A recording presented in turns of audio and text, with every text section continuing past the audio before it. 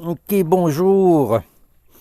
Euh, on va commencer une nouvelle série sur la restauration de vieilles aiguines, de vieilles scies à bois. Ici, c'est quelques aiguines, quelques scies à bois que j'ai achetées sur eBay. Je les ai achetées, ils venaient en paquet. C'est un seul achat. Plusieurs vieilles scies qui ont vécu des moments plus glorieux. C'est qu'on va essayer, on va les prendre une par une. Probablement que je vais faire une vidéo pour chacune des scies, chacune des aiguines. On va essayer de regarder qu'est-ce qu'ils ont en particulier. Plusieurs de ces scies, de ces aiguines, ont beaucoup de vécu, ont été utilisées largement et pendant longtemps. Le but est de restaurer ces aiguines de façon à ce qu'ils soient de nouveau utilisables. Des fois, les gens achètent ce genre d'aiguines pour peindre des paysages sur la lame et accrocher ça au mur. Je trouve ça dommage que des outils à main de grande qualité comme ça finissent accrochés après un mur avec une peinture. Surtout que ces scies ont été faites pour être utilisées pendant des générations. J'en ai une ici que je vais vous montrer tantôt, là, qui est absolument fantastique. Mais si les gens désirent de faire des peintures sur des vieilles aiguines, ça serait mieux à ce moment-là d'acheter des aiguines modernes qui sont, dont l'acier, les dents sont faites en acier durci. Et puis, qui sont pas, il n'y a pas moyen de les aiguiser à nouveau une fois qu'ils sont usés. C'est des ventes, ça va avec la philosophie moderne, jetable après usage, ce qui est bien dommage.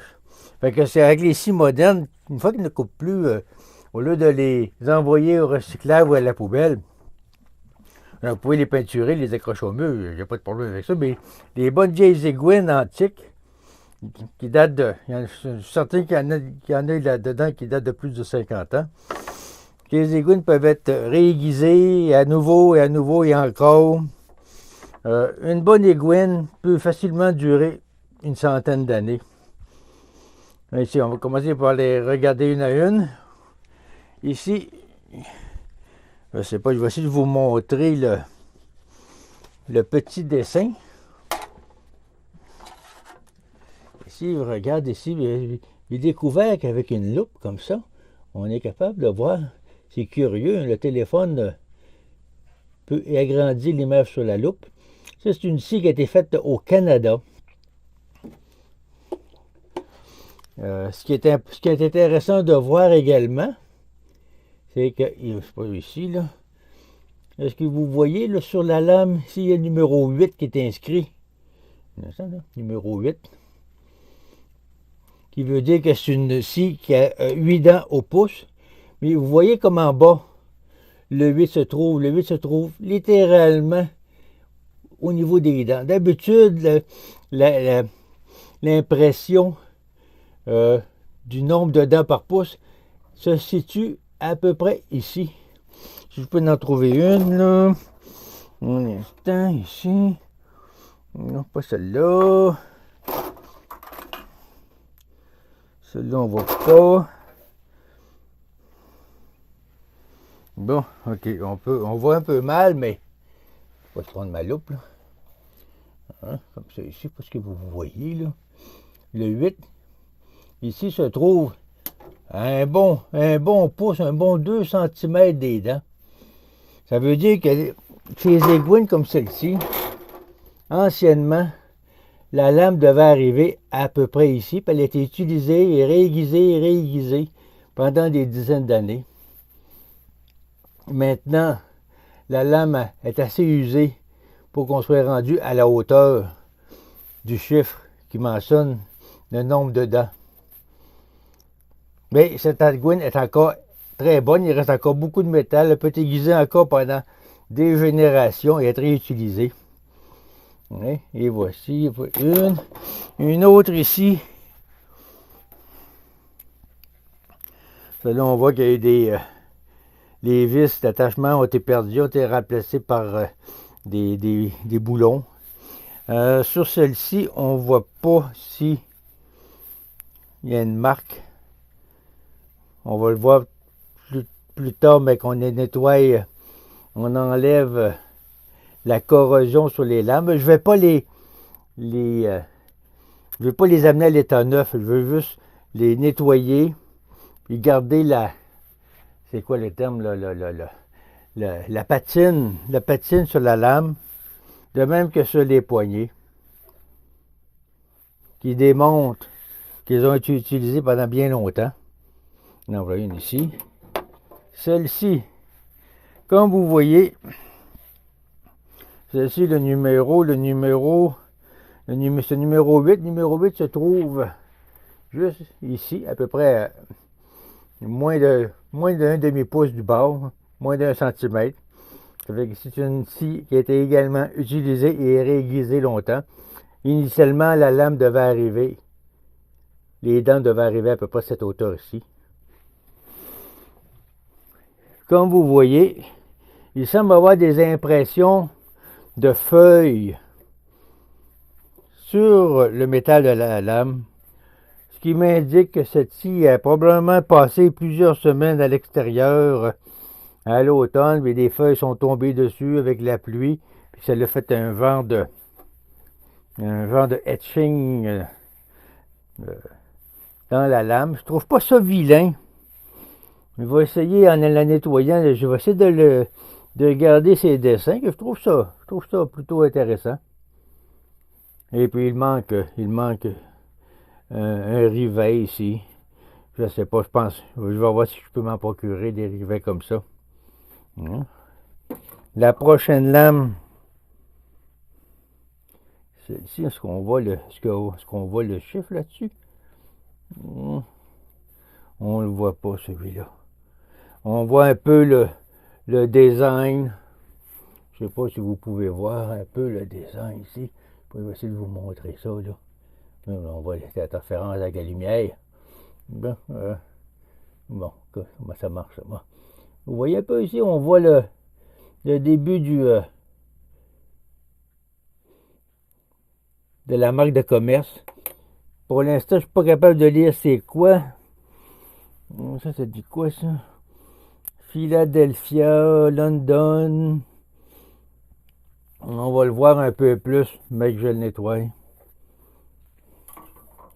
Et puis, en dernier, celle qui m'impressionne le plus, c'est celle-ci qui est la plus grosse. La lame mesure 28 pouces. Elle est également très large, avec des dents. Les dents sont... Un instant, je regarde. C'est du 6 dents par pouce. Mais là, je ne sais pas si vous voyez ici, un instant, ouais. Je vais vous montrer ça. Ici, là. Je ne sais pas si vous voyez. Mais le 6 est carrément au niveau des dents.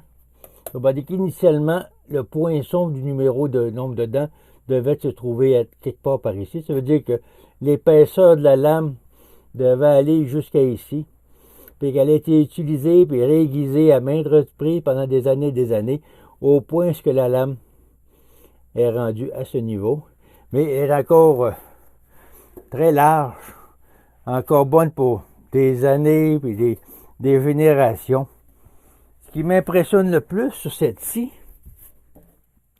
c'est qu'elle a dû être utilisée par au moins 2 charpentiers, 2 menuisiers.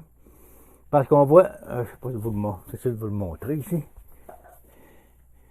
On voit qu'il y a une impression, ok, comme ça ici. Il y a un nom qui a été imprimé ici, dans la poignée. Et puis il y a un autre nom différent qui a été imprimé. Je sais pas, on va peut-être le voir plus facilement, mais que je fasse l'entretien. Demandez le premier nom, si je suis capable de lire ici. Un instant, on va avoir besoin de la loupe pour voir.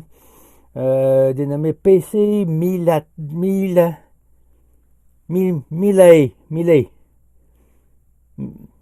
R peut-être, Milray.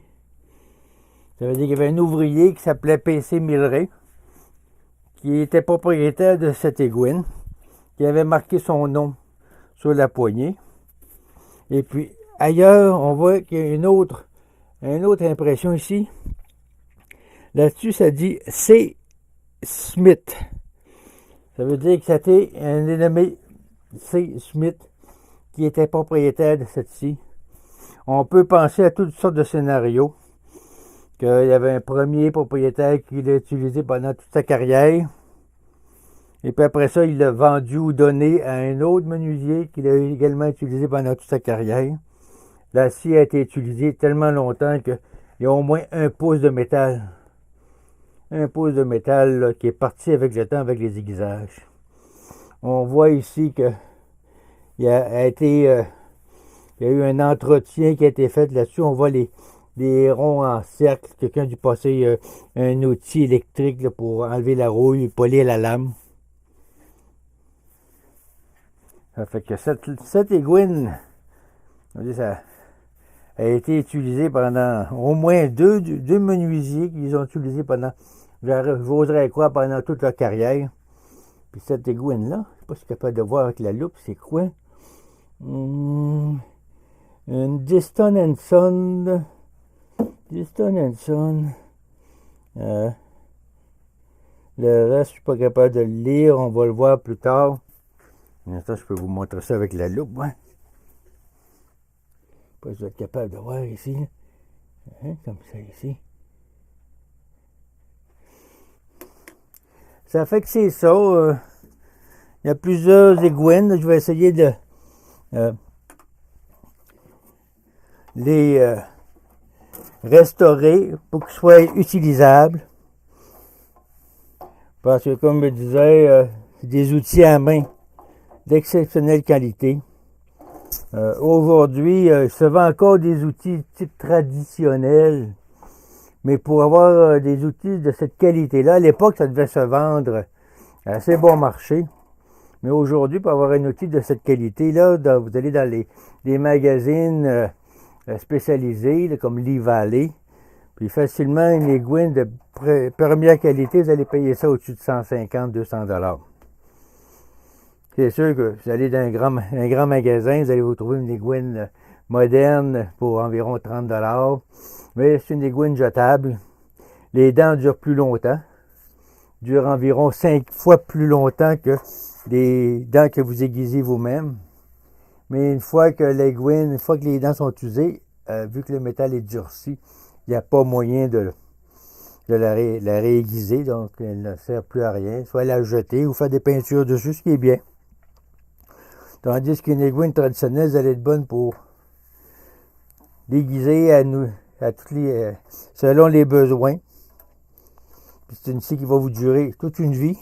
Vous allez être bon pour les passer à vos enfants ou à la prochaine génération. Puis je trouve que c'est important que on ne perd pas la compétence pour utiliser les outils traditionnels. C'est sûr que c'est pas aussi rapide que les outils électriques, mais ça a un côté très zen, c'est très relaxant mentalement d'utiliser ces outils. Ça fait que c'est ça. Fait que ça, c'était la présentation. Fait que probablement que il va faire une nouvelle série de vidéos. Et puis probablement une vidéo pour la restauration de chacune des aiguines. Et puis l'aiguisage, et puis l'essai sur des morceaux de bois. Et puis c'est ça. À suivre. Merci beaucoup.